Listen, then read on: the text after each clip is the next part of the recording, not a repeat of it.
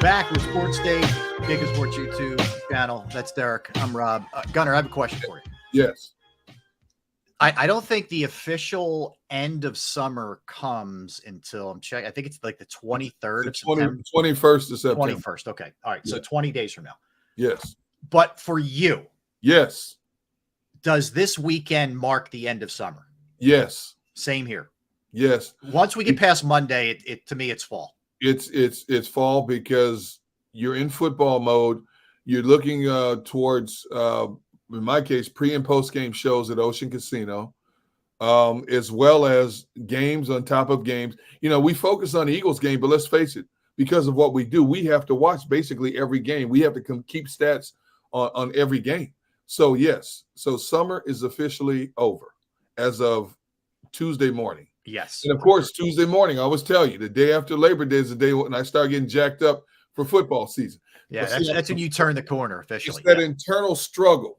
It's like I'm in football mode, but yet I'm hanging on to those last moments of warm weather. Like next week in the 90s for 3 days in a row, Sunday, 88. Yeah. So Sunday through next Wednesday is my kind of weather. Yeah. So, but then all of a sudden, once the 21st hits, you start feeling that chill in the air, man. I know. You feel it. Old man winter's tapping at the door. Yep. That's when I'm like. Well, here's the good news. Like you said, 90 Sunday, 92 Monday in our area, 94 Tuesday, 94 Wednesday, 92 Thursday, 88 Friday. So you can live it up this week temperature wise. You're still there, man. You're still there at least. Yeah, but instead of months, now it's just days and hours. I should do my own countdown till fall. That's what I should do. I hear you. And you know what? When you were reading that Bravo commercial, pizza commercial, yeah. So our producer Tone texts us and goes, "That Bravo ad has me hungry." And then I text at the same time, my wife is watching, and she goes, "Let's go there." Yes. So I'm saying, do we get the Rob Ellis discount? Yes, we do. Yeah, you go there. Here, you let me know when you're going. Oh, yeah, my wife's like, we going. I'll reach out to my boy Alex, and you will get taken care of. Look, I don't. You know me. I don't endorse things if I'm not involved, and I don't know that it's real. I literally am in there at least once a week. And here's the thing: not 250 pounds. I don't know, man. I'm lucky, I guess. But the pizza's ridiculous. But the other thing is, like, wait till you see the pasta options and the wings, and you'll love this. The wing sauce is off the charts. Off the charts. I'm telling you, man. Like, just let me know. I'll take care of you. All right. I'll take care of you. All right. Hold on, Rob. What? Trish, I got you too, Trish. Oh, that's a valid question. Yeah. She said, "Can we trust Rob's taste?" With this, yes, with this, you can. With this style of food, with this type of food. What you can't trust me with is breakfast cereal, because I eat my Cheerios dry. You can't trust me with that. I'm a weirdo with you know how I like my burgers with no cheese on them. I can't even talk to you. I can't talk to you.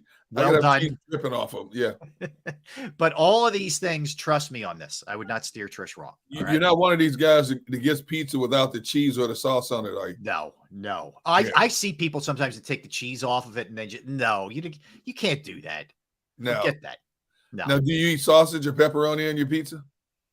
I don't mind it. I don't prefer it. I like it plain. What? Yeah, I like it plain. Trish, I think we may have to revisit. No, I don't mind. I don't mind pepperoni on there. So what I can't do is the anchovies and some of the other stuff that people do. I'm not down with that. That's not no. I like every now and then, depending on the style of pizza. I like mushrooms on my pizza. Now, is it a brick oven style pizza? Yes. Or is it a thick crust pizza? No, it's brick oven style. There we go. Yeah, I'm in. Yeah, I'm in. Well, so and the other thing is, I'll tell you. You do appreciate how good pizza is on the East Coast when you go somewhere else and it's not nearly as good. We were in California, man. I couldn't get a decent even slice of pizza anywhere in California. It was not really. No. Wow. I'm telling you. Yeah. But anyway, In-N-Out was totally overrated too. But that's a whole different story. All right. My wife said I agree. Thank you, Trish. And their fries stink. But anyway. All right. Let's hit a couple things here, Gunner. Oh, man. So here's the question I'll pose to you, and I'll pose to everybody in the chat too. What game are you most looking forward to? This is all pertaining to the Eagles schedule. All right. And let me give you choices of some noteworthy ones. It could be as simple as week 1 because you're tired of waiting, right? It could be the Cowboys week 9. Week 6, it could be the Jets with Aaron Rodgers. Week 11, it could be the Chiefs. Week 13, it could be the Niners. Which game are you most looking forward to? Oh, there's no question is that Niners game. Okay. They've been whining since they lost to the Eagles. They whined into May and June. I want them healthy. I want their quarterback under center for 4 quarters. Yep. And the thing is, they got to come back into this domain to play that game. And I don't want any smack out of them when they get beat again. So, I'm tired of them whining. I've never seen a team whine about a game as much as they have since that game was played. I'll give them the caveat. Yes, they lost 2 quarterbacks in that game. Okay. Mm-hmm. So it was like going to a gunfight with a cap gun for most of that game. Yep. But you know what? You take your lumps. You talk about it. You sulk about it. I'll give you maybe a week. But when it gets into March, April, May, June, enough is enough on this. And so I understand Dallas would be an obvious choice, but that Niners game, that number 1 defense, that vaunted defense that the Eagles ran through, granted, that defense was on the field a long time. Oh. They were on the field forever. But I want the Niners to roll in here. I want that game to be matched against 2 teams that are expected to be at the forefront of their divisions. And I want it to be even Steven, and it's going to be the Hatfields and the McCoys. Yes. When they go at it. That game I've got circled 5 times on the schedule. It's rare I have to think about this. It's usually just automatic pilot Cowboys. But there has been so much with the Niners. There has been so much crying from everybody, from the coach to the players to their media people to the fans, the whole nine. They have really vaulted themselves into the sports hate category with how they handled this thing for sure. And I've really gone back and forth on this one, but I am so, Derek, me, I can't move off my Cowboys hatred. So it's the Cowboys for me, but it is really, this thing's neck and neck in a photo finish, like getting to the finish line with those 2 teams, with the Cowboys and the Niners. It is really, really close. Okay. Since you say the Cowboys, is it more of the Cowboys Eagles here or Cowboys Eagles there? Here. Okay. Yeah, it's definitely here. And it's not to say, look, I'll be just as jacked for when they're there, but it's the one here for sure. Now, I could easily see people say the Chiefs. I could easily say I saw Chris D the Jets. Yeah, want to see what Aaron Rodgers, what they're all about. And you may just say I can't wait anymore for next Sunday. I want it to be the Patriots, man. That's the one I'm looking most forward to. So I totally get it. But it's tight. It is close on that one. All right, let's dig into a couple other ones. We ranked our opposing quarterback fear factor. Mm-hmm. You want to take the first crack, and then I'll jump in? I'll let you go. All right, I'll go first. I'll work my way up from 5. Tua's 5. That's my number 5. My 4 is Josh Allen. That's my number 4. 3 is Dak Prescott. That's my number 3. 2 is Aaron Rodgers. Yes. 1 is Pat Mahomes. Look, I can't put. Look, I'm serious. Look, those were my 5. All right. In order. I'm gonna show you mine here. Right there. Mahomes, Rodgers. Yep. It's like I'm working a green screen here. Prescott, Allen, Tua. Yes. Dude, seriously, we got all 5 exactly the same. If Tua had a phenomenal season until he got hurt. He had 25 touchdown passes and only 8 interceptions. And he's throwing at Tyreek Hill and Jalen Waddle. You had 2,000-yard receivers on that team. If Tua's upright and breathing, Tua has really come a long way as a pro quarterback. Yep. And he has the ability to scramble. He can flat out scat, when he gets outside. He's got the right coach that plays to his strengths too. So he's dangerous. Josh Allen is Josh Allen. Josh Allen has a laser forearm. Josh Allen can run. And Josh Allen is not afraid to put his shoulder down and take on a tackler with, head on instead of sliding. Right. Trying to get Josh Allen to slide is like not just a job, it's an adventure. Yeah, and look, he does have to learn. I don't want him to get away from who he is, but he's got to learn, or else I don't care how big he is, he's going to get knocked out. Yes. He's going to get hurt. Dak had the worst season of his career, but Dak torched that Eagles defense. Yeah. That's why he's on there for me. Yes. He's an Eagle killer. Dallas. He's a different quarterback when he comes to Philly. Yep. But when he plays the Eagles down there, he torched this Eagles defense. And so obviously I want to see the Eagles get him twice. Aaron Rodgers, in the small sample that we've seen, with the collection of talent that he has around him, you notice he goes to he's throwing shorter, quicker passes now. He's getting the ball out of his hands quicker. Aaron Rodgers always had a quick release, a quick, accurate release. Now he's back to that Aaron Rodgers, that MVP level Aaron Rodgers, 1, 2, 3 throw. You can just tell he's rejuvenated too. Oh, my goodness. Yeah. He's like a kid in the candy store, 39 years old now. Yep. And, of course, Mahomes is a magician. Mahomes probably frustrates defenses more than any quarterback in the NFL. I agree. Because he doesn't just throw the ball. He underhands it. He flips it over the top. He's the best off schedule guy. Like if you're showing a high school or grade school kid, you're like, all right, kids, you don't mechanically, you don't want to be doing this kind of thing. You don't be throwing against your body or throwing a no look or whatever.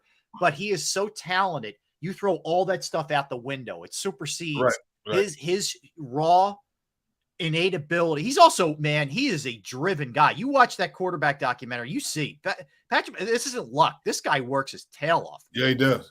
And he works at these off-schedule type throws also. Yep, all the time. How many times did we see videos last year of practice clips of him practicing a no-look pass in practice? Yeah.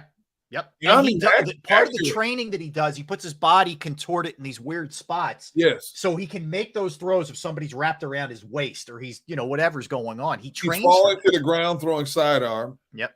I mean, he was a pitcher in baseball. He's got a great arm. There's no question about that. When he played baseball in high school and college. But the fact that a lot of what he does, you cannot teach. Right. And kudos to Andy Reid for identifying that early in his career and letting the kid go. A lot of times a coach and a quarterback coach will try to take a guy and repolish him. Yeah, reprogram. We have to make you a conventional NFL quarterback. You have to throw over the top. You have to, now their coaching staff identified, teach him the mechanics at this level, but also integrate what he does naturally. Don't take that away from him naturally. Totally. And I give it, look, Andy is very progressive. Andy is not a guy that is stuck in his ways who's been, coaching for 24, 25 straight years. Yep. He is ahead of the curve. He incorporated a lot of the college stuff.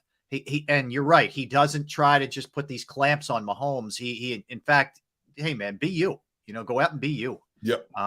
So yeah, that's good. Yeah. That's amazing. We had the same list. All right. Let's go to receiver fear here.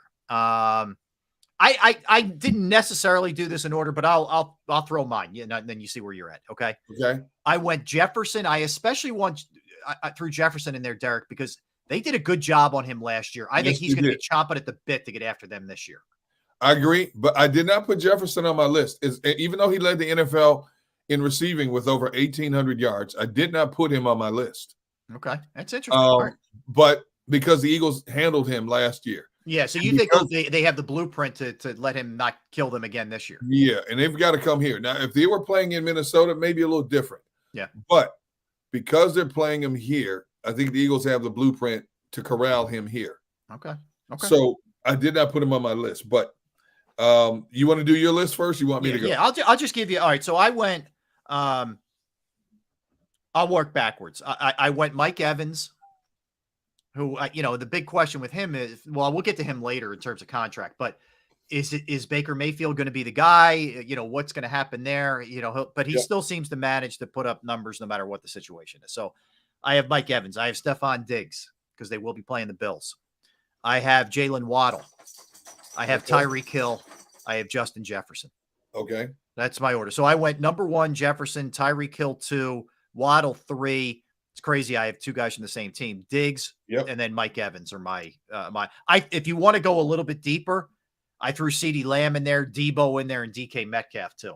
I put my 5 receivers entailed who could be a deciding factor in a game.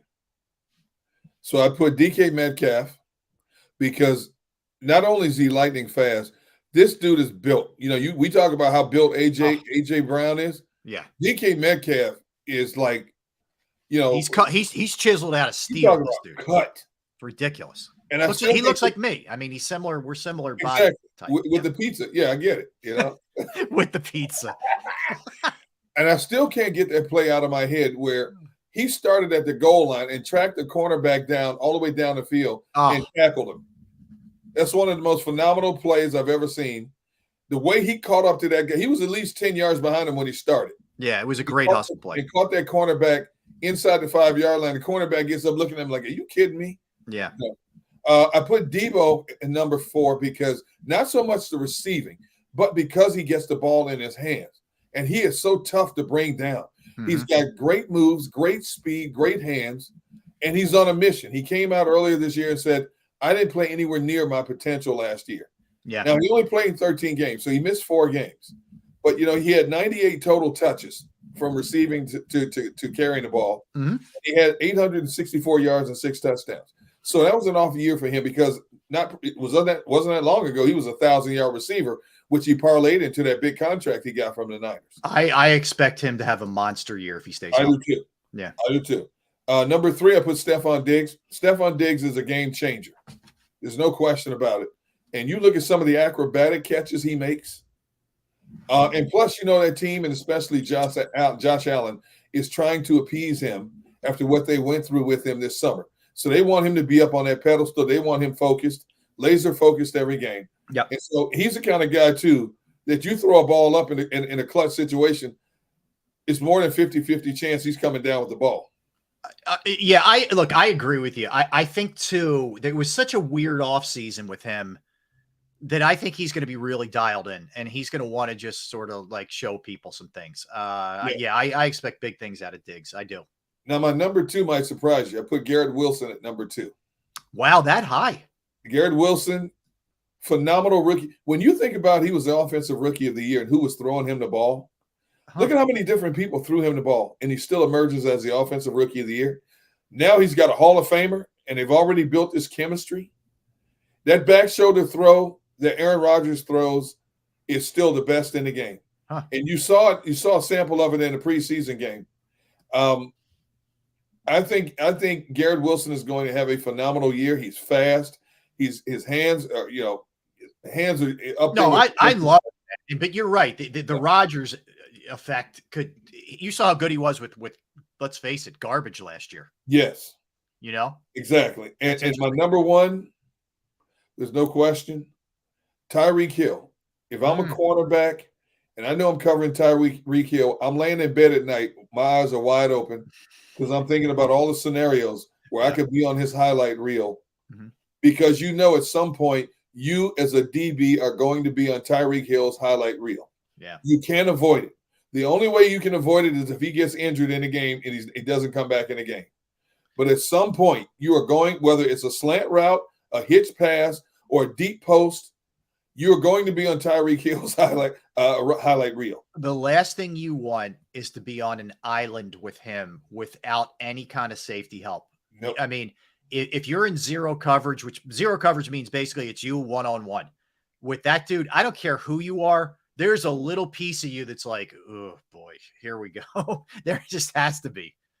We chastised, if there was one aspect we constantly chastised Jonathan Gannon's defense for his DBs playing 7 to 10 yards off receivers. Yeah. If I'm a DB, I'm asking the coach, can I play at least 15 yards off Tyreek Hill? You're saying, can we do the Gannon on this one? Can we do the Gannon on this one? Can I play at least 15 yards off Tyreek Hill? Can I play in the Jetro parking lot right now? Tyreek Hill, I think, is the only wide receiver in the game. There is not a cornerback in the NFL that can cover him one-on-one. And I'm talking about Sauce Gardner, Stephon Gilmore, you name any of them, Jalen Ramsey, any of those guys. Yeah, I can't think of a cornerback that can cover this dude one-on-one. There isn't one. Yeah. He is. He is the guy who I would say, like, if you're just out there on an island with him, he strikes the most fear in you. I would tend to agree with that. All right, let's go. Let's move on here to defense, Derek.